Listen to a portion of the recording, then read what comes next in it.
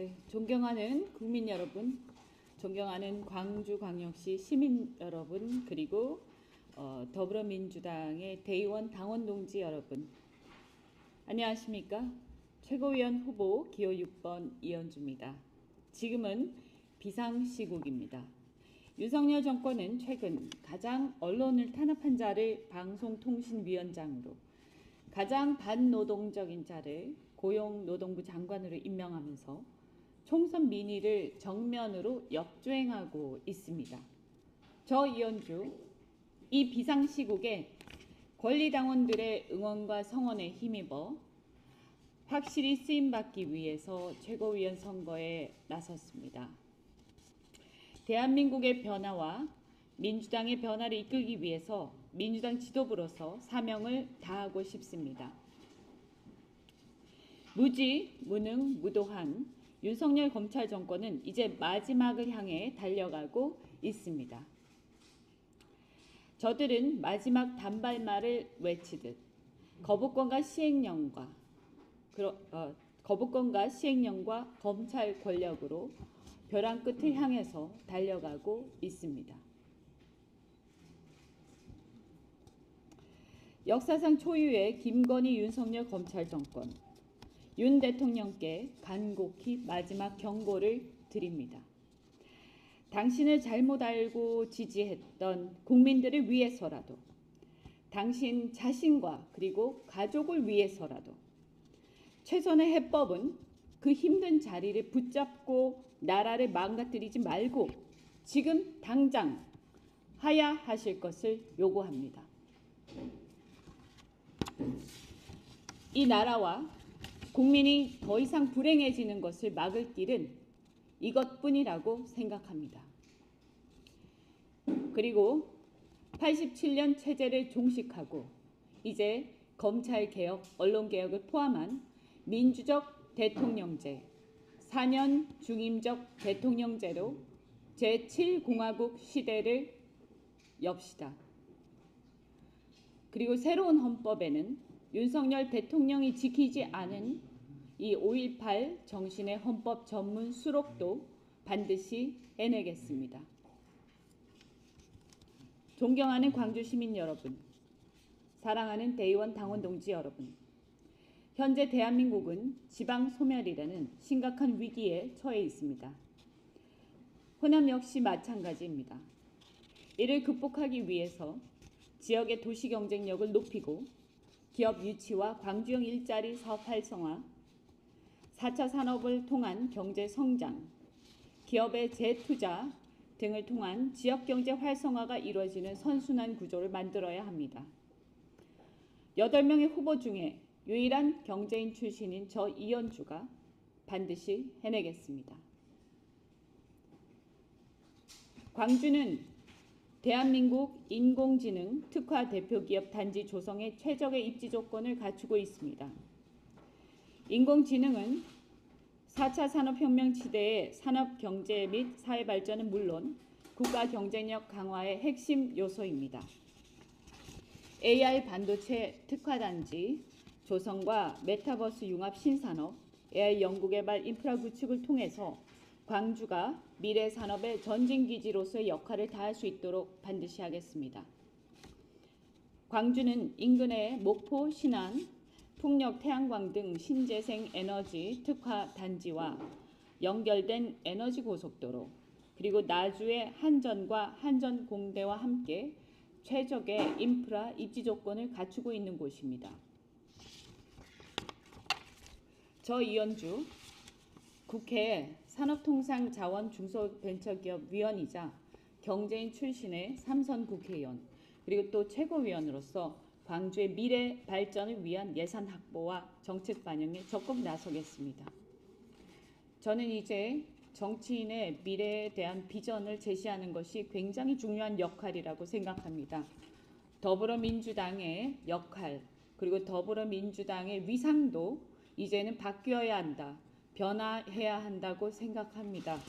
더불어민주당이 이 광주를 중심으로 해서 호남의 미래 비전을 제시하고 대한민국의 경제 발전을 주도해 나갈 때 이제 앞으로 정권 교체의 주도권을 쥐게 될 거라고 저는 확신합니다.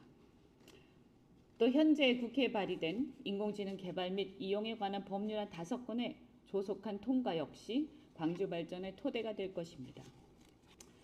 존경하는 고 김대중 대통령께서는 정치인의 자질을 서생적 문제의식만으로는 안 되며 상인적 현실 감각까지 갖추어야 한다라고 늘 말씀하셨습니다.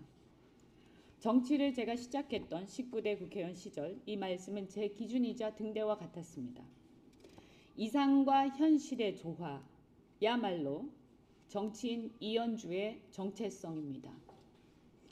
민주당의 핵심 가치인 공정과 생명, 포용, 번영, 평화를 원칙으로 정의롭고 올바른 길만을 걷겠습니다. 국민이 바라고 국민이 잘 살 수 있는 효능감 있는 정치로 국민의 삶을 책임지는 유능한 민생정당 민주당을 만들겠습니다. 저는 이 정권이 역사상 가장 국민을 괴롭힌 최악의 정권으로 기록될 것이라고 생각합니다.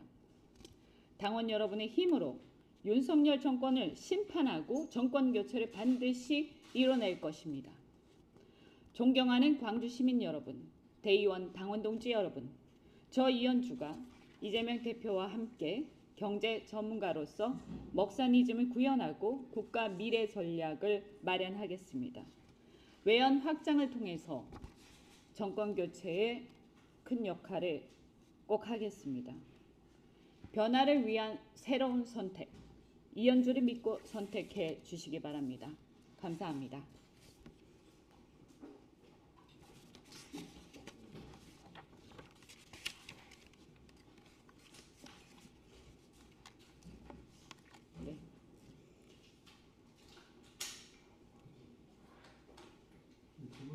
네네네.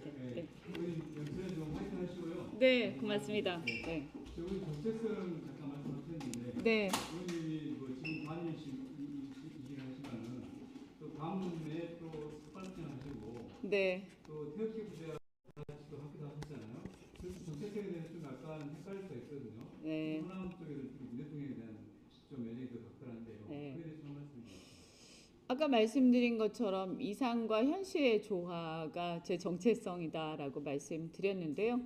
어쨌든 저는 현재 이제 윤석열 정권에 대한 투쟁 또 저항 이런 쪽이 지금 현재 제 정체성입니다. 그런 의미에서 과거에 이제 문재인 정권에 대해서도 공과 과가 있다라고 생각을 합니다. 그래서 문재인 정권의 공에 대해서는 지금 와서 윤석열 정권하고 비교를 해보면 훨씬 더 잘했다라고 생각을 하고요. 훨씬 더 민주적 절차와 이런 것들을 존중하면서 국민들의 어떤 그 민의를 많이 존중했다. 다만 박근혜 정권 탄핵 이후에 사실은 국가 개혁의 과제들이 있었는데 뭐 검찰 개혁이라든가 언론 개혁이라든가 이런 것들을 제대로 수행하지 못하고 어떤 면에서 보면 사실은 이제 정권 교체에 그친 면 그런 것들이 좀 아쉽다라고 말씀을 드리고 그 다음에 이제 뭐 좀 또 크게 보면 사실은 이제 그 당시에 바른정당 그 다음에 국민의당 해서 일종의 큰 탄핵 연대가 이루어졌습니다. 그래서 그때 당시에 탄핵 연대라고 해서 국가 개혁을 위한 큰 연대가 가능했었는데 정권 교체가 이루어진 것까지는 좋았지만 사실은 국가 개혁을 위한 어떤 그 포용 그 다음에 또 전략적 연대 같은 것이 필요한 시기에 어떤 면에서는 좀 작은 어떤 차이 또 작은 어떤 이견에 너무 집중하다 보니까 사실은 그 국민의당이라든가 바른정당들이 오히려 그 이탈하는 탄핵 연대에서 이탈하는 결과를 가져오고 그래서 지지층이 그 시간이 지나면서 오히려 협소해지는 그래서 결국에는 정권이 정권 재창출에 실패하는 결과를 가져왔다. 그래서 결과적으로 보면 지금 윤석열 정권이 탄생하게 되는 어떤 토대가 결국 그렇게 해서 윤석열 정권이 뭐 어떻게 보면 그 검찰총장에서부터 시작이 된 거죠. 안타깝게도. 그랬기 때문에 저는 이제 다시는 그런 상황이 반복되면 안 된다라고 생각을 합니다. 그래서 저는 우리가 이제 그 당시에 보면 검찰이라는 것에 대해서 검찰이라는 것이 우리가 어떤 적폐를 청산하기 위해서 검찰은 필요한 악이지만 그것이 목표가 되어서는 안 된다. 그래서 검찰 개혁과 언론 개혁 이런 것들은 우리가 아무리 정권을 유지하고 획득하기 위해서 필요하지만 그 검찰이 권력을 유지하기 위해서 검찰이 이용할 필요는 있지만 그것이 목표가 되어서는 안 된다는 것을 굉장히 명심해야 한다고 생각을 합니다. 그래서 결과적으로 보면 사실 윤석열과 한동훈은 어떻게 보면 진영을 넘나들면서 정치를 파괴한 장본인이라고 생각을 합니다. 그래서 제가 지금도 얘기를 하는데 큰 틀에서 보면 그들은 보수와 진보를 넘나들면서 정치를 파괴한 당사자들입니다. 그래서 실질적으로 저는 정말 보수적 가치를 지키고자 하는 사람들에게도 호소하고 싶습니다. 지금 그 사람들이 과연 윤석열과 그 한동훈이 과연 보수적 가치를 지키기 위해서 지금 그 국민의힘의 대표를 하고 국민의힘에 선출된 대통령직을 유지하고 있는 것이 맞는가라는 것에 대해서 한번 생각해 볼 필요가 있다. 그래서 과연 보수적 가치란 무엇인가? 과연 최혜병 특검과 관련해서 그들이 갖고 있는 그 스탠스가 그 입장이 과연 보수적 가치에 부합하는가에 대해서 정말 진정한 보수라면 보수주의자들이라면 한번 생각해 볼 필요가 있다. 그래서 그들이야말로 보수적 가치를 파괴하고 있는 게 아니냐. 그래서 오히려 저는 윤석열과 한동훈에 대해서 진정한 대한민국의 보수주의자들이 오히려 들고 일어나서 그들에 대해서 강력하게 이 정치를 파괴하는 윤석열과 한동훈에 대해서 오히려 그들이야말로 우리 민주당과 같은 관점에서 정치를 파괴하는 이 검찰 권력을 우리는 함께 심판할 필요가 있다라고 생각합니다. 지금 이 문제는 저는 어떻게 인식하냐면 진영 대 진영의 대결이 아니다. 진영 대 진영의 대결이 아닙니다. 그래서 아까 제가 말씀드렸듯이 우리가 정권 교체가 1차적인 목표기는 하지만 큰 틀에서 보면 그 이전에 검찰 권력이라는 그래서 정치를 파괴하는 윤석열 한동훈의 어떤 검찰 권력 이 검찰의 칼을 무너뜨리는 것이 대한민국의 어떤 큰 어떤 정치를 정상화시키는 과정이라고 생각을 합니다. 그 부분에 대해서 우리가 이 관가하면 절대로 안 된다 이런 생각을 합니다. 그 점에서 어떤 면에서는 저는 이 정상적인 또는 이 정상적인 보수주의자들 또는 이걸 저는 민주보수라고 부르는데요.